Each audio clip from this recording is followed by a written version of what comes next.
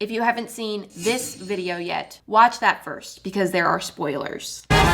Hey, it's me. And you may notice my shirt. Maybe you didn't. Maybe I didn't give you time to notice. This is one of the shirts that I tie-dyed and painted on in a video that I did almost a year ago at this point. I loved that video so much. I had so much fun in that video. It was not like the most wildly popular video ever. It's not something that I really get requested a lot, but I'm putting in a request. I'm requesting it. That counts for something, right? I want to do this not only because I had so much fun, but also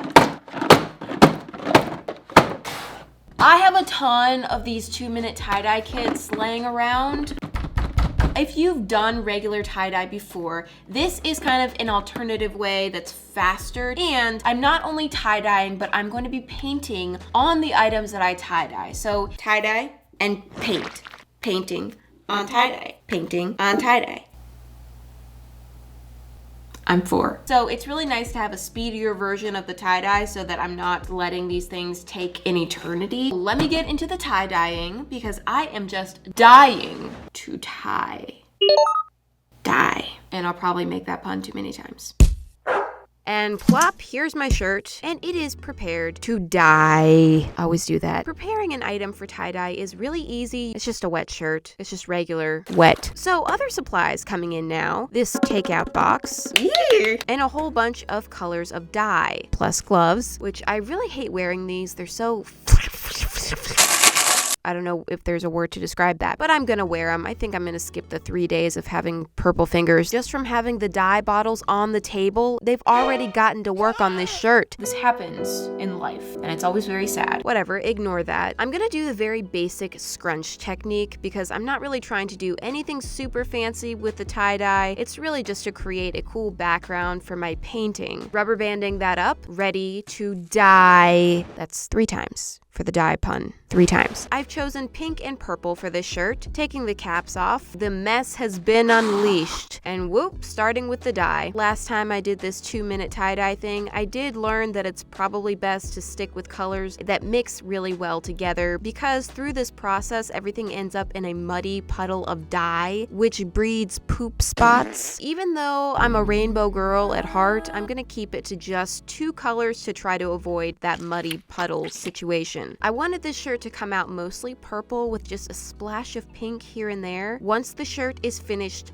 dyeing. Is that number 4? Is it 4? Will it be the last? I don't know. We'll see. I'm not going to show the whole 2-minute tie-dye process this time, which actually takes more like 30 minutes. Excuse me. If you're interested in how that process works, please check out my last painting on tie-dye video. So let's flash forward. Boom! The shirt is complete. Now you're not going to get the same quality of results from 2-minute tie-dye. The dye just does not stick as well. Where's the pink? Remember that? Yeah, it's gone. Almost all of the pink completely rinsed out, which is slightly infuriating. No, it's not that intense. It's just a little disappointing. Okay, that's it. But it's okay. I'm breaking out some paper and I'm gonna put this on the inside of the shirt just in case the paint decides it's gonna seep through. Like, come on guys, we're going through this shirt. And I'm thinking thoughts. What is the perfect color to complement this purple? Yellow is the official complement to purple. So now I'm thinking of yellow. I've got yellow thoughts, which made me think of someone. Let me show you who I mean. No, not that.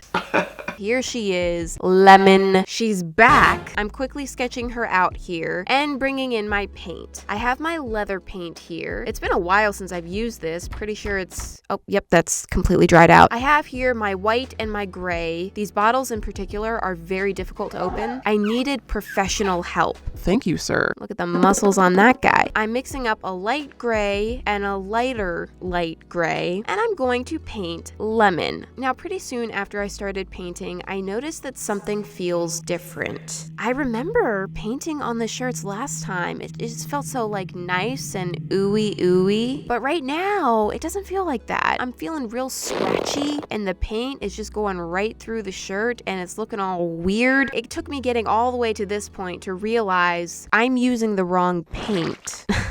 So, okay, come here. You guys got to get out of here. I got out my fabric paint. This is what I should have been using. And I have to mix again. Pouring the base. Ooh, there's a tiny, delicate paint string. So fragile, so thin. And adding a bit of black to both. Pause. I found a weird face. And again, we've got light gray and lighter light gray. Back with the shirt, and we can do this over again. We love doing things over again. The original artwork for Lemon is not great, mostly because I drew her within a challenge video where I was trying to work really quickly. I also did bring her back briefly because she recently discovered her soulmate, Lime. But since you guys really seem to love Lemon, I wanted to make some nice art for her where she can really shine. So I'm giving her a little setting, surrounding her with some of her favorite things.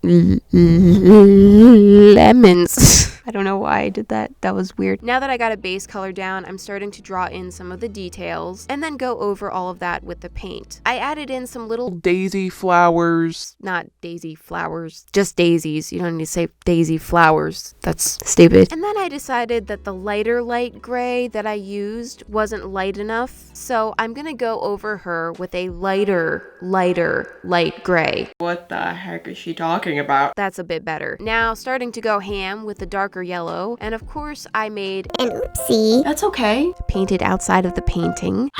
That's not a good thing. In my panic mode, I tried to quickly clean it off. Probably made it much worse, honestly. So cool. Don't really know what to do about that right now. Let's just pretend like it didn't happen. Okay, sounds good. Continuing on my merry way, fixing and outlining. Now, does it make any sense that such a luscious full bow ends in these two little scraggly ribbons? No. If you're very accustomed to things making sense, you may be in the wrong place. That was just the way that I drew this originally, and I don't know, I just kind of wanted to stick to it. On to working on her Little face. Oh, she's gonna be so cute. Oh, stop. While I'm at it, I added some fur texture. Even though the original artwork wasn't my favorite, I did kind of like the scraggly quality of it, so I added these little fuzzies everywhere. Finally, bringing in her big lemon eyes. Not like literal lemon eyes, but the big eyes that Lemon has. As I'm continuing to add details, I noticed something that catches my big lemon eye. No. It's this. I know this artwork was supposed to be all about Lemon and getting her big debut, but what if we just bring in the angry Lemon to sit with her? I mean, you know, it's no big deal, right? It's not like he's stealing her thunder. He was basically already there, okay? I'm just adding a few little things to make his presence known. And with the addition of Angry Lemon's butt leaf, it gave me an idea. What if we add a few more leaves around, you know, here and here and here and here, and then, oh wow, look at that. How about right here? That is the perfect place. Not for any particular reason, just trying to make good art. Adding the last final little details, and my lemon shirt is done. It's the two lemons together, Lemon and Angry Lemon. Even though he's angry once again, I'm really happy to see the Angry Lemon cameo here. And now it's time for a segment I like to call awkward modeling. It's awkward modeling because, well, look at it. Just look at it, okay? Allow it to burn your eyeballs. It's no secret that I'm not a model, so this is what we get every time. Oh, look at that. It's awkward modeling with a side of bad acting. Back to my tie-dye station, just wiping away the purple juices. Here's the next victim, once again with the scrunching and the rubber banding and the woo-hoo-hoo-hoo. This time we're going pink. I missed the pink in the last one, so we're going very pink this time. It's not gonna get washed out again. I'm hoping for something really beautiful this time, but we'll see. It's up to the microwave, really. And boom, here is the final result. Really? So once again, most of the dye washed out. I would have liked to see a little bit more color on here, but I'm rolling with it. The little flowers in the last painting kind of inspired me, so I wanted to do something with a flower. Now, stay with me on this journey I'm about to take you on. I decided to make a flower into a character who is actually a blob. So, a blob flower combo. A flop. I don't know what flob means, but it sounds like it means something. confusing. I'm scared of what that actually means. So this blob is a yellow blob. She has petals around her head and her face is like the yellow center of a flower. I spent an obnoxiously long time painting the petals because I kept trying to adjust them and make them better. And then I got to this point and it's like, it looks really plain and boring like this. Like, I'm not excited by this. So I ended up deciding to paint every other petal pink. I've never seen a flower like this in nature, but then again, I've never seen a flob before either. I really need to stop using that word before it becomes a thing. What I'm trying to say is maybe this is just the nature of blobs who are also flowers. Maybe they always have alternating colored petals. That's very standard in the flob community. Dang it, I said it again. Once I was finally happy with the petals, I started adding the details. This design was quite a bit simpler than the first ones, so it just kind of whooshed by and I was like, whoa, there it goes. It's pretty much done now. Just like that, I'm already painting her face. Now, personality wise, little Flobby she's a bit of a pessimist. Anything you say to her, it's like, Hey, the sun is out today. meh, We're going for ice cream. meh. And by the way, you've just won a trip to Flop City. Whoa, Flop City. That's a big deal. Meh. Okay, fine. You just be that way. Fine. Even about Flop City. Here's the final shirt, and I feel like this character is just honestly adorable. Okay, I love her so much. She's such a good little flob. Here we go. Gotta do it. I'm a terrible model, but I still feel the need to put on the shirt and model for you. It's like painting a squishy and then not squishing it. I paint a shirt, I must model it. Now for the last shirt I'm gonna design. Whew, we're doing this all again already. All right, here we go. Here's the scrunch. Here's the scrunch. Ooh, and rubber band and pat and dye. It's okay. I'm doing green and green, put it in the box and send it away to summer camp, and here it is, coming back looking worse than before. I actually feel like this one came out closest to what I was hoping for. At least we did get both colors on there. Once again, bringing in my Create This book. In that same challenge video, I drew this dessert burrito that is my own invention. Can you believe it? Quite a few of you requested that I bring it back, so fine, here we go. The burrito has a nice foil wrapper on it that's inspired by one of my favorite places to get burritos, Chipotle. I love you. So I first painted a layer of gray on the foil wrapper, but then to take it up a notch, I brought out my metallic fabric paint, and that's gonna make it really pop and look more like actual foil. Moving on to the burrito, I really loved doing that Create This Book challenge. If you haven't seen it, basically I challenged myself to finish as many pages in my Create This Book as possible. It was really fun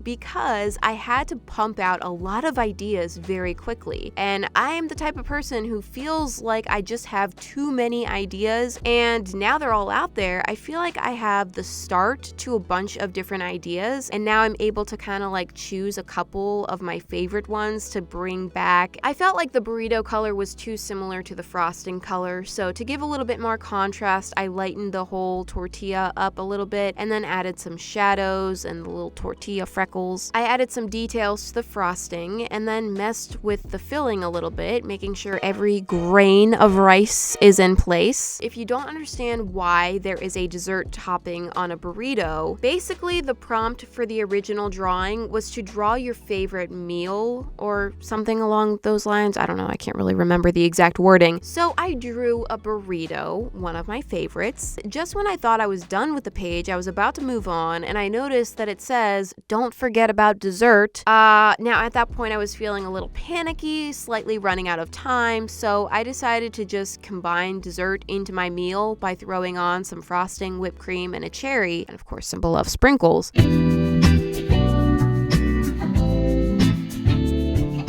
So now I'm adding the finishing touches to this, and there, it's done. Here is the final dessert burrito artwork. Kind of a random thing to put on a t-shirt. This is me trying to act cool, then hating myself for it. I do like the metallic effect on the foil. That came out nice. And that's it. Those are my 3 painted tie-dyed shirts. Once again, I had an absolute blast doing this, so I really hope you guys enjoyed watching. Thank you so much, and I'll see you next week. Bye!